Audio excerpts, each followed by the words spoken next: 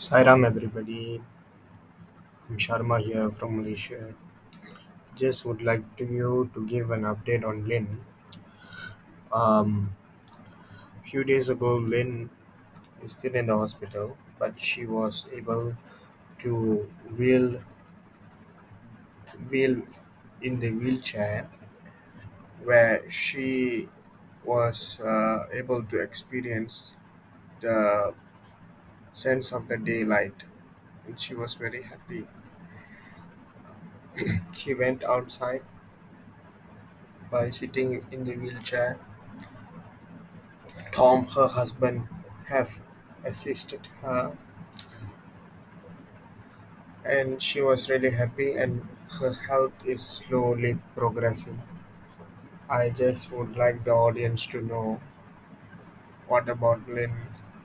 And then these audios of these videos are pre-recorded, which are which is done before she went to the hospital. Sairam, happy listening, and may everyone have a blessed Navaratri. ॐ वक्रतुण्डमहाकाय सूर्यकोटिसमप्रभ निर्विघ्नं कुरु मे देव सर्वकार्येषु सर्वदा ॐ साईश्वराय विद्महे सत्यदेवाय धीमहि तन्नः सर्वप्रचोदयात् ॐ जयन्ती मङ्गलकाली भद्रकाली कपालिनी दुर्गा क्षमा शिवदात्री स्वाहा स्वादा नमोऽस्तुते ॐ शान्ति शान्ति शान्तिः. Sairam Lynn, Sairam from Malaysia. Sairam Sharma, Sairam from New Zealand. And thank you, Swami, for giving Sharma and I the opportunity to discuss the unmatched mercy of the Mother. And we welcome our listeners wherever you may be. We love reading your comments, and I endeavor to answer as many of them as I can where it is warranted.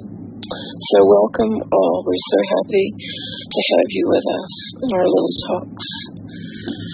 So tonight's topic is the unmatched mercy of the Mother. And of course we are speaking of the Divine Mother. Swami as Shiva Shakti is Divine Mother and Father. And when I first encountered this concept of Shiva Shakti, Divine Mother, it was not a new concept to me, because I had read Paramahansa Yogananda's book, Autobiography of a Yogi. And in it, quite early in the book, he describes the sudden passing of his beloved earthly mother. He had gone away for a short time, and his mother was back home in Calcutta, joyously supervising the wedding preparations for Yogananda's brother. But suddenly she fell ill, and a telegram was sent to Yogananda to hasten home as soon as possible. Mother dangerously ill, read the telegram. And he was utterly struck with grief and agony and fear, because he could not imagine losing his mother. He was very, very attached to his earthly mother. He said she was indeed a saint. But she passed away before he could even reach home. And instead of walking into a house which should have been full of joyous celebrations, he said he walked into a house that was full of the stillness of death. And this affected him deeply. And for much longer, past the last rites for his mother, he began seeking somewhere in the mental universe his mother. He tried every kind of meditation and every sort of technique he could think of, yogic technique, to try to see again those beautiful, loving eyes that he remembered. Finally, he achieved a vision, but it was of Divine Mother. He saw in his mind's eye these eyes, these beautiful, magnificent eyes staring into his, full of love and eternity. And she said to him, this is Divine Mother. He saw in her eyes the eyes of his earthly mother. And then Divine Mother spoke to him and said, ever have I loved thee. Ever have I been with thee. I have never left you. These passages really moved and touched my heart. I loved my own earthly mother dearly, but in my family there was not a lot of, there were not hugs and kisses other than the obligatory good night. There weren't cuddles and hugs. It was a childhood that was somewhat devoid of motherly, I would say, physical affection, although my earthly mother was wonderful mother in every respect. And I remember longing to just feel the touch and, be embraced by motherly love. And my mother passed away 2 years ago at the age of 102. She had dementia and no longer recognized me. But long before that, I had found my Divine Mother in the eyes of Sri Sathya Sai Baba. Swami is very clear that the motherly aspect is one which is our birthright, our spiritual birthright, is the love of the mother. The love of the Divine Father is there to instruct us and educate us and guide us in life. The role of the mother is to just love us, to embrace us, and to grant us her unlimited mercy. At the time of Dassera in Prasanthi Nilayam in the early 80s, celebrating Dassera in the presence of Bhagawan was indeed a priceless privilege. And many of the students in those days took on different spiritual practices to make the best use of this holy period, and that's what we all do when we are celebrating Dassera. And there was a group of boys who, they were part of the Vedam chanting group, and he wondered, how about doing the devotee Mahatmya Parayanam, the disciplined reading of the sacred text that glorifies the Divine Mother as a spiritual practice during Dassera? He said the goal was only one, to do this practice, to be near and dear to Swami. I had no other desire. But he had never done such a Parayanam before, and he didn't know how to do it. And back then, Swami used to interact with this boy and another boy quite frequently, and he would give them little tasks to do. So this boy shared his thought with the other, and his friend said, I will also join you in doing the Devi Mahatmya Parayanam. But both of them didn't know how to do it. But they did know someone who did the puja every Navaratri. It was Sri Padmanabha Sastri, the priest of Prasanthi Nilayam Mandir at that time. They approached him and said, Sir, we would like to do the Devi Mahatmya Parayanam. The priest said, that's very good. But sir, we don't know how to do it. And the priest said, that's not a problem. I will guide you how to do it. But here is Swami's instruction. The 13 chapters should be read every day. It is not to be divided over 9 days, the 9 days of Dassera. Well, that's quite a lot to do. And the priest said, before you read the chapters, you need to do a Panga Puja. And the boy said, sure, we'll do it. The priest said, usually only when someone initiates you with the Bija mantras can you undertake the sadhana, otherwise you can't do it. So now the boys have a problem. Who could initiate them in the Bija mantra? And they told him, sir, you have done this Parayanam for so many years. Can you do the initiation? And the Prashanti priest said, no, I can't do it. I'm not authorized to do it.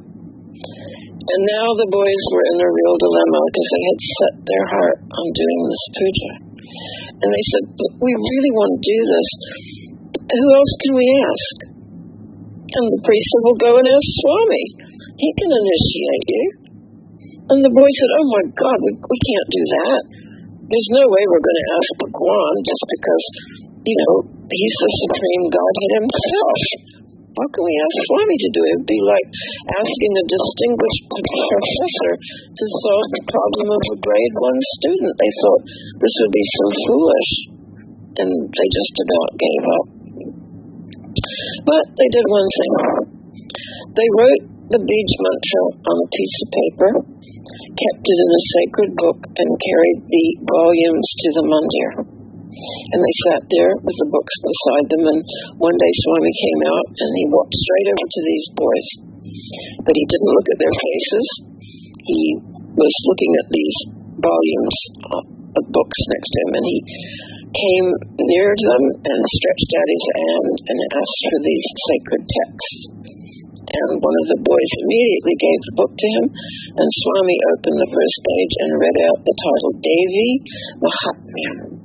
Next, he opened the book exactly to the page where the paper with the Bij mantra was present, picked it up, read it, and said, oh, you are planning to do Devi Mahatmya Parayanam? And the boy said, we hope to do it, Swami. Swami said, do it. And he blessed them. And he opened the book, went straight to the Bij mantra, and blessed them. What greater initiation could they have asked for? You see, Swami knows. Even though for a Western person we wouldn't have the slightest idea of how to do a Parayanam the Navanga Puja way, that would take at least 5 hours every day if you were doing it the first time. So this is sort of beyond us. I couldn't imagine doing pujas like this. And I remember thinking, Swami, I can't do things like this. What can I do? And that night in my ashram room, Swami gave me a dream of Divine Mother. And you will see on the thumbnail of this talk my illustration of Divine Mother. Ganesha is sitting at her feet, and he has a little book open. I don't know what it is, but this was in the dream. And she is walking towards one of Swami's students. And it was enough for me just to see her glorious beauty. She had a magnificent gold crown. She was in a red sari. She had magnificent jewelry on. Gold and red, I remember. And that was enough for me because at the end of the dream she turned and I looked into those eyes.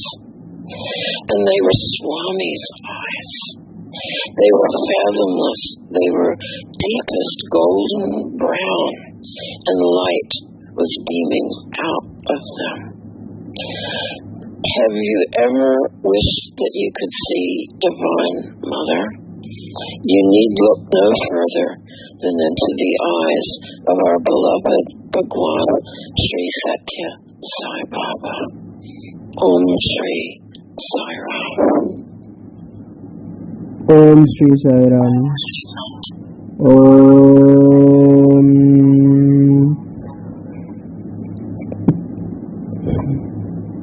साईश्वराय विद्महे सत्यदेवाय धीमहि तन्नः सर्वः प्रचोदयात्। ओम जयन्ती मंगलकाली भद्रकाली कपालिनी दुर्गा क्षमा शिवदात्री स्वाहा स्वादा नमोस्तुते। ओम तस्मात् कारुण्य भावेन रक्ष साईश्वरा। हरि ओम तत्सत् श्री साईश्वरार्पणमस्तु। ओम शांति शांति शांति। Sairam everybody, I'm Sharma here from Malaysia. Just would like to give an update on Lynn. Few days ago, Lynn is still in the hospital, but she was able to wheel in the wheelchair where she was able to experience the sense of the daylight, and she was very happy. She went outside by sitting in the wheelchair. Tom, her husband, have assisted her,